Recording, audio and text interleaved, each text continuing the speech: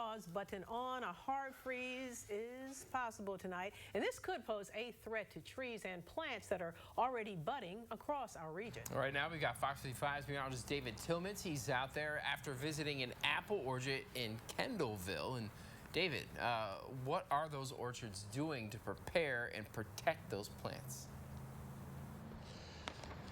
Yeah, Brian, Tara, orchards such as the Orchard Hill Farms up in Kendallville do have measures in place to help protect their plants from hard freezes, such as what is expected tonight. When those temperatures drop into the 20s, plants, crops, trees, they can be damaged, perhaps even lose their fruit. And when that fruit is lost, it means that the crop is often done for the season. Now, I spoke to Orchard Hill Farms co-owner Rick Meyer recently. He recalled the 2012 growing season. He said it was a warm winter with a warm March. That kicked off the growing season early, but a hard freeze came through during April and severely damaged the crops. He's concerned about a similar event this spring, but he notes that there are ways to help protect these crops from the impacts of a hard freeze.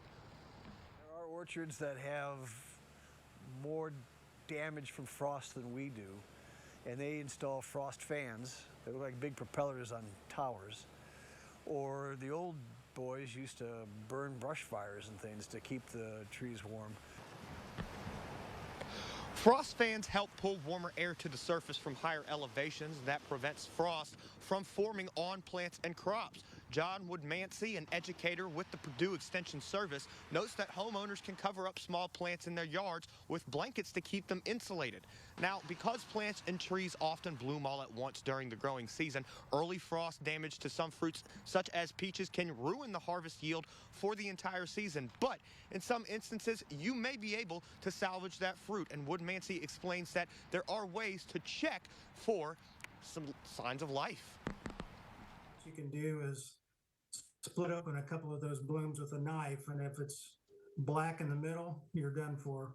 And if it's nice and good colors in there and it's still growing, you've got hope. But that's one way you can check for the fruit trees.